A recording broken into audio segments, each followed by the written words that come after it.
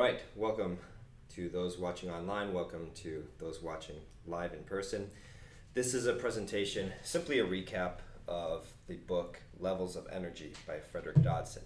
The reason I'm presenting this is that I go through a lot of audiobooks, and some hit and some don't, but this one really hit with me, and I was like, wow, like it really changed the way that I see things. And it was this much needed context for making sense of all of this new age language we hear of, what's your vibrational energy, what's your frequency, right? It's like, what are you talking about? I know frequency and vibration from physics class, right, where you can measure it in hertz and whatnot, but I'm like, what's this meaning in the psychology realm of frequency, vibration, right? So I'm going to go through this scale. I would say the one drawback of the book, and maybe I missed this, I don't know, but I didn't really see a methodology for measuring it. Like, there's no device where you can like hold it up to somebody and be like, okay, I'm measuring, like, okay, 300 is your like a thermometer. Like, I don't know if we have the technology. And you see all these numbers here, right? Like, I don't think that the author even gave units of measurement to these, but let's not get caught up in that, because there's still a lot of value to take away from it. And the value is basically just the way it leads you to see things. So my understanding from listening to the entire audiobook was that this guy came up with a scale. It goes from 0 to 1,000. And this is a scale of emotional energy, I guess you could say, right? Where 0 is like very negative emotion, and 1,000, I mean, he says infinity.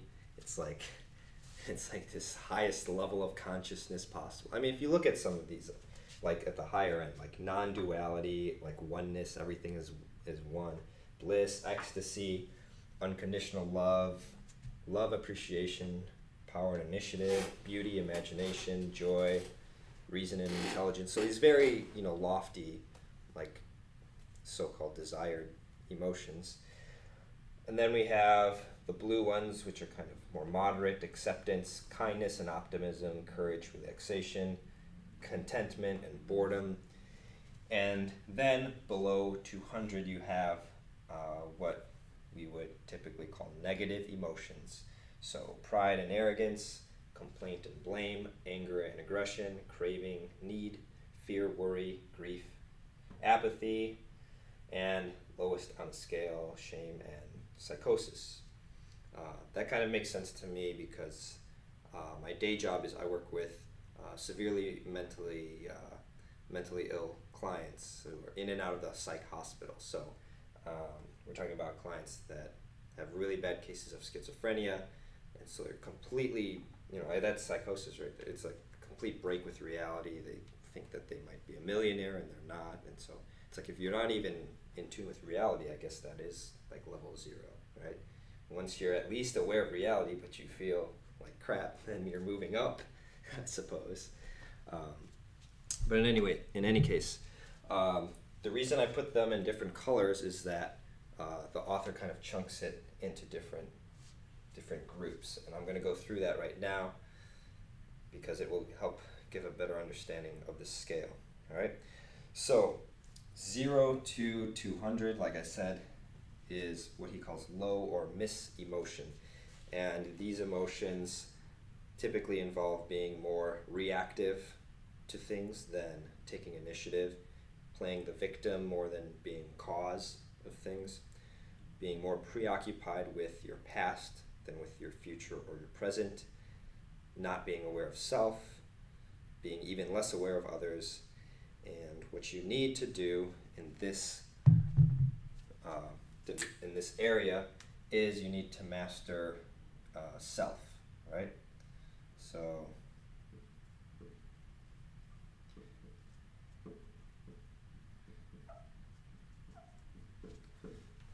right, you got to get a hold of your negative emotions. Once that's done,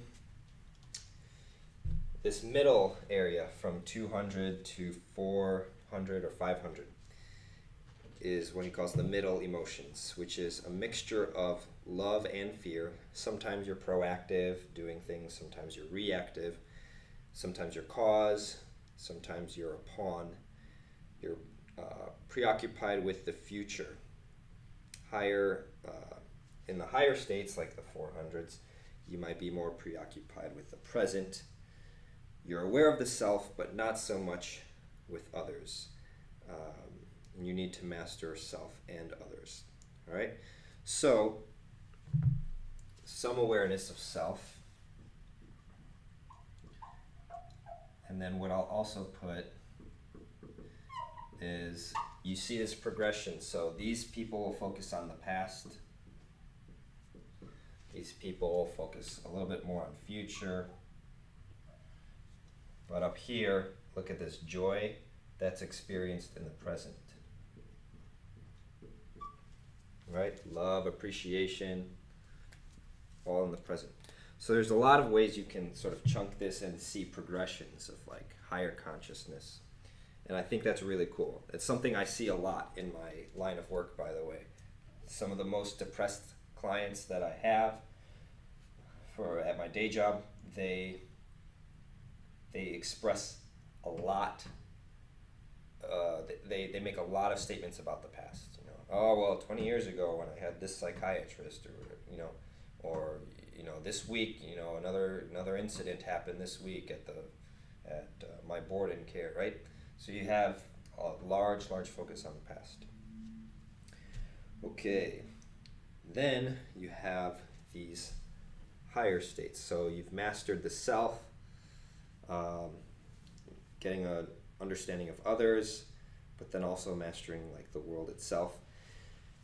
He says from 400 to 600, you're mostly happy, living in a natural balance, meaning that your profession, your health, your relationships, your hobbies, spirituality all get fairly equal time.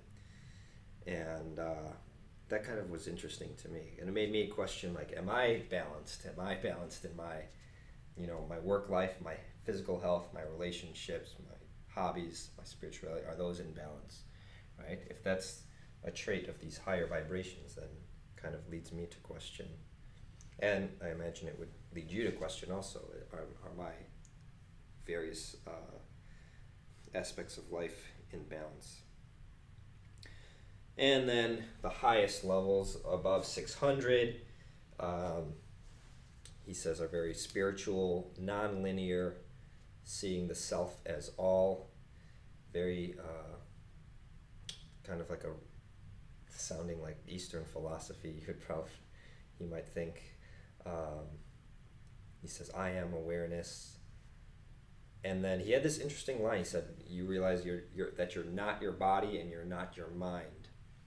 And there's actually a guru, like a spiritual guy named Sadhguru, who talks about this line. He came to San Jose a couple years ago, and I saw him. And he says this mantra. It's like a meditative mantra. I am not the body. I am not the mind. Like breathing in. I am not the body. I am not the mind. Like. So that was interesting to see this come up like in all of these different sources, right? This book about levels of energy, and then I hear it from this Eastern spiritual guru. Kind of interesting. He says 800 to 1,000 is these divine realms. He says it seems nonsensical. And 1,000 is infinity. Of course,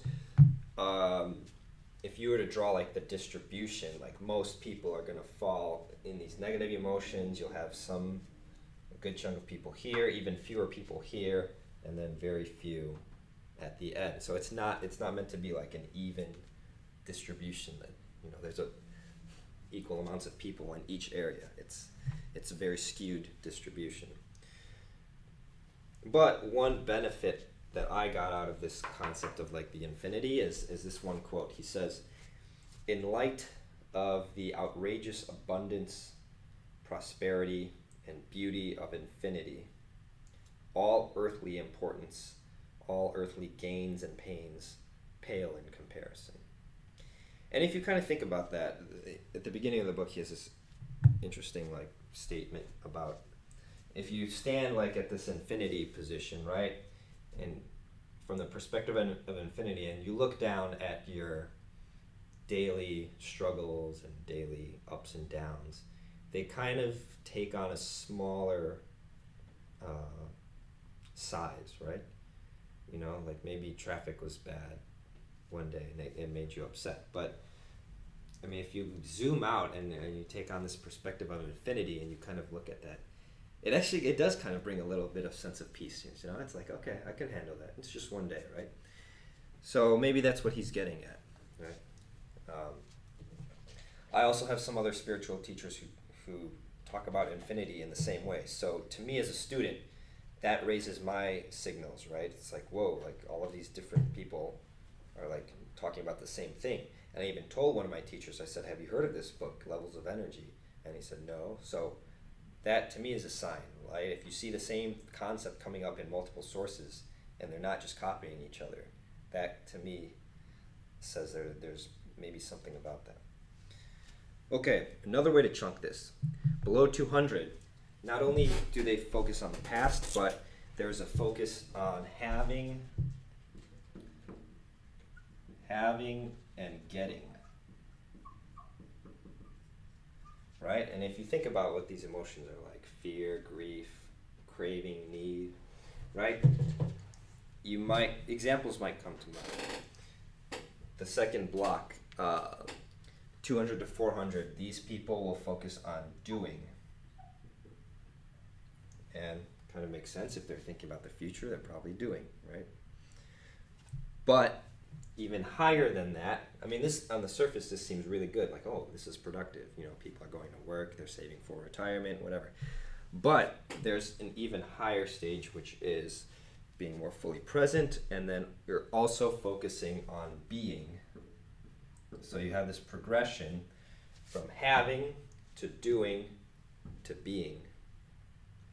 And it's kind of a reminder of like, okay, well, how advanced are you when it comes to being alive, being fully alive? Does that mean that you got to be present and focus on your being? Does it mean that these people are less alive? Like it raises a lot of interesting questions, and that's what I liked. All right. Any questions so far? Okay, cool. So this scale is great. I mean, on paper, it's really cool.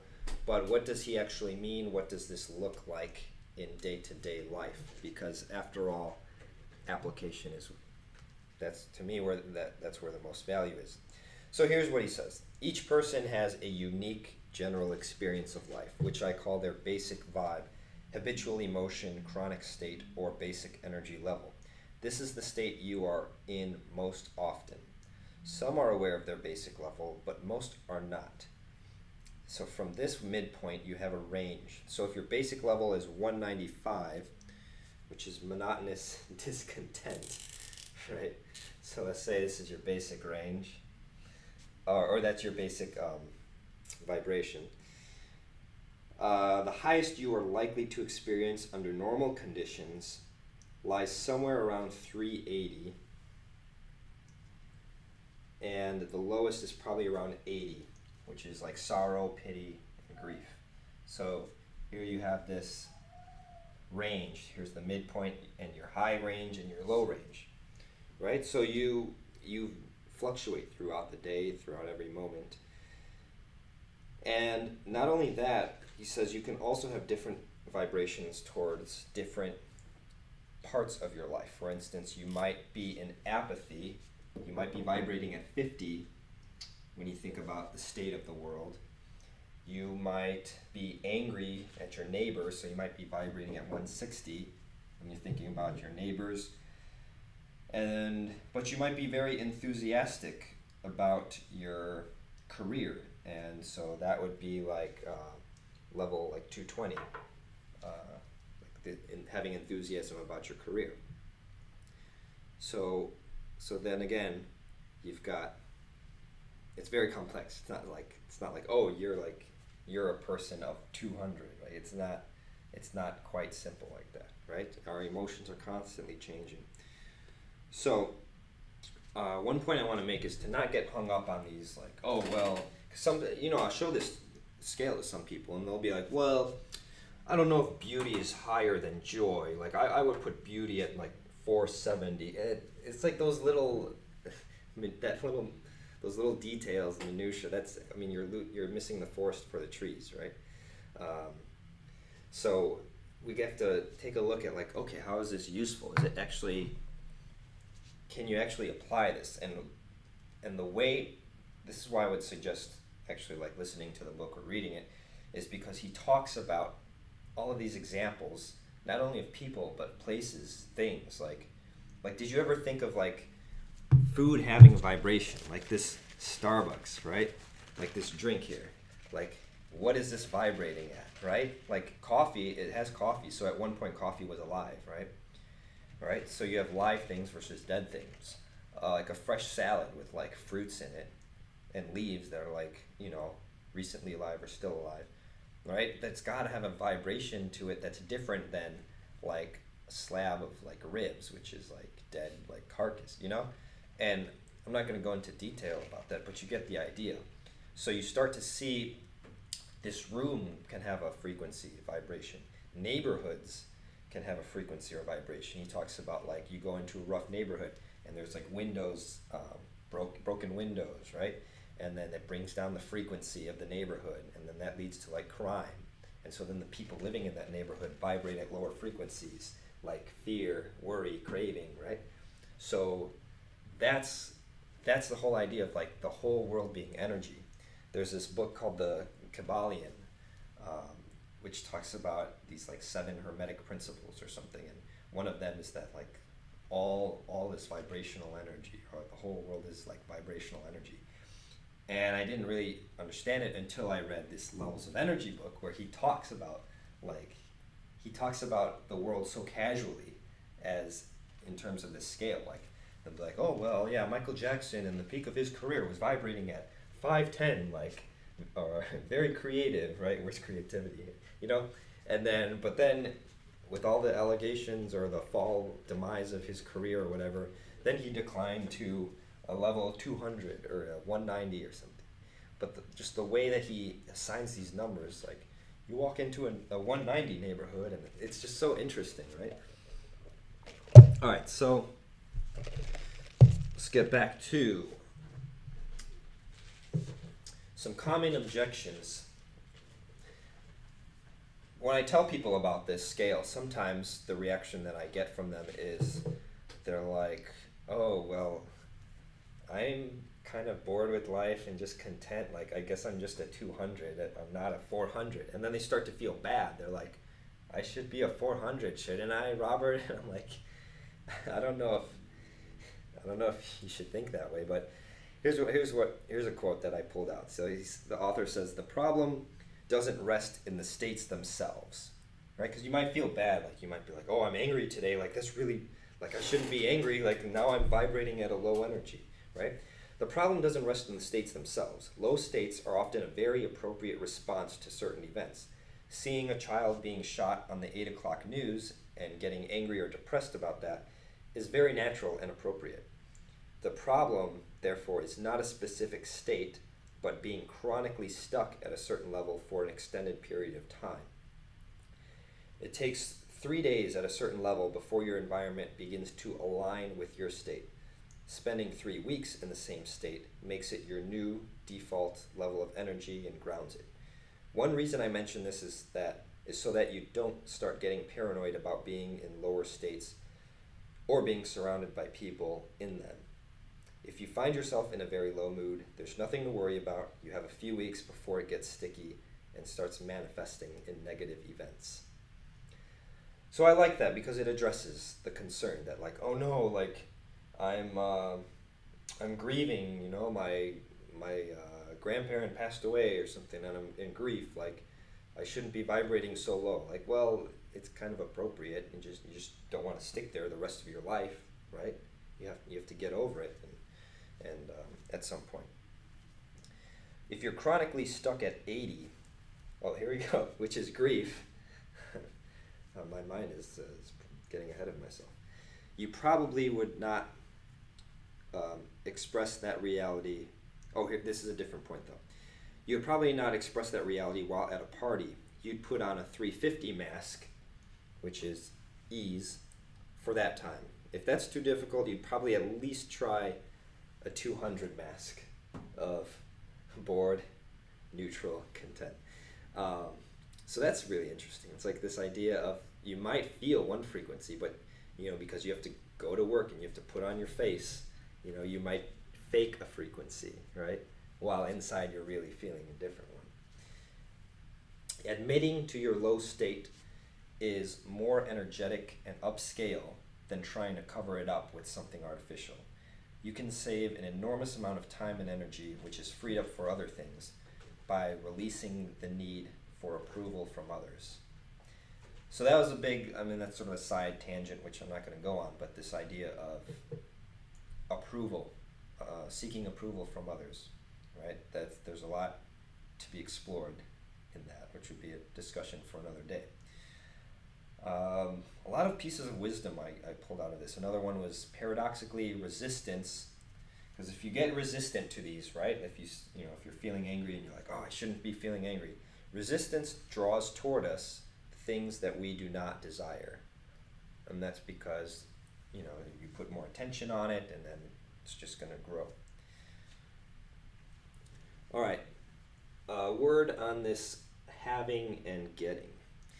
The dictum of the world, self, or this is the word I use for ego, he says. The dictum of the ego is to get. That is the only thing it is interested in. That's understandable because it's dependent on energy for survival. The lower your point on the scale, the stronger the need to get is. In a state below 200 on the scale, one is almost constantly lacking something and needing something in order to feel at ease. So to get, to take, to acquire, to strategize on how to get is humanity's main preoccupation. Now there's a statement for human nature. I'll repeat that. To strategize on how to get and acquire is humanity's main preoccupation. Merely feeling fine, independent of what you get or not get, will move your overall energy up the scale. There's a lot of power in releasing neediness.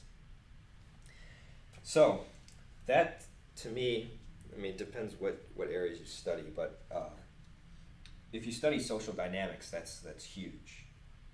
If you're vibrating at these levels and you're trying to get, and you go out and try to make friends, build your network, that's not how you build a network, trying to get, right? For instance, you go to a job interview and your whole mentality is, okay, well, how much are you going to pay me? Or, how much vacation am I going to get in this job? Are you going to give me the job, right? That's completely in a frame of getting, right? But there's this higher frame of giving, which is like, what are you bringing to this potential employer, right? Like, what are the skills? Like, what are you hoping to contribute to them? And so there's a shift in energy, and you can read that frequency in people, right? When they're talking to you and they just want to get something, like, you can read that. Same way as if they're really just offering things, you can read that too. All right, good, we're progressing. A few more points and I think we'll be done.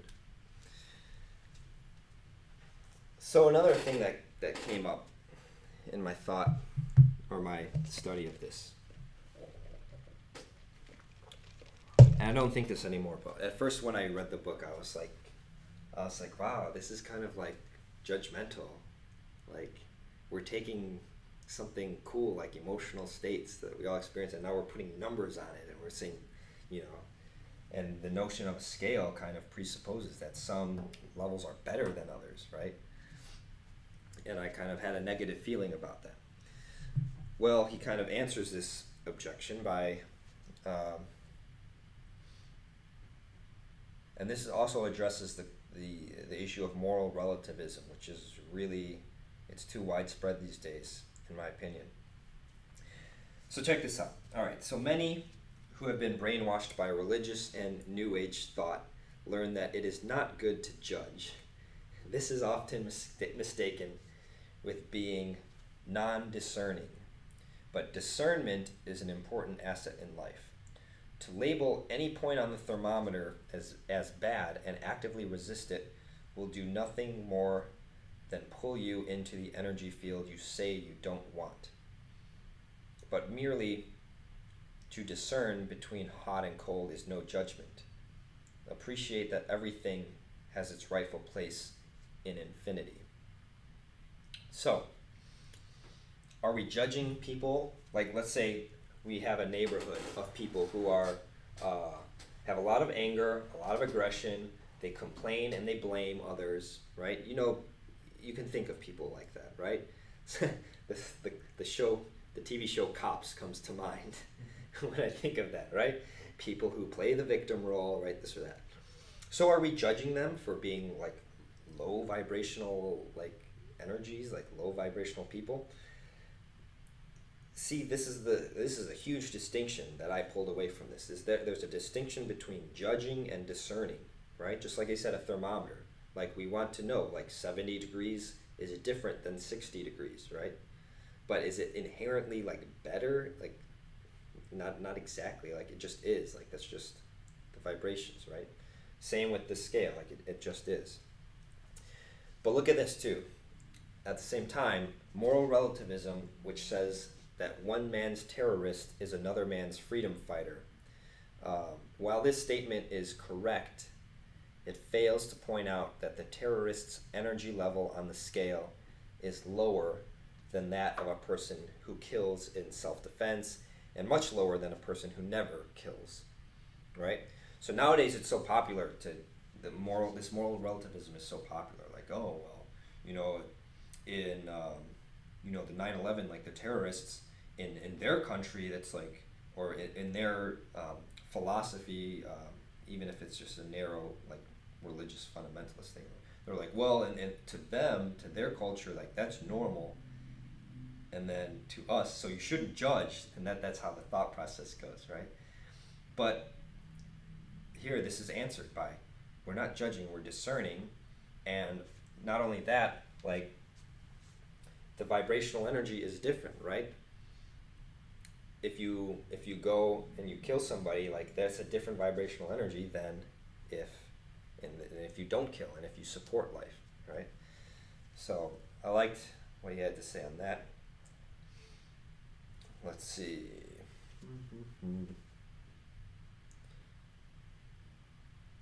All right, I think we're good. We're hit at set 27 minutes.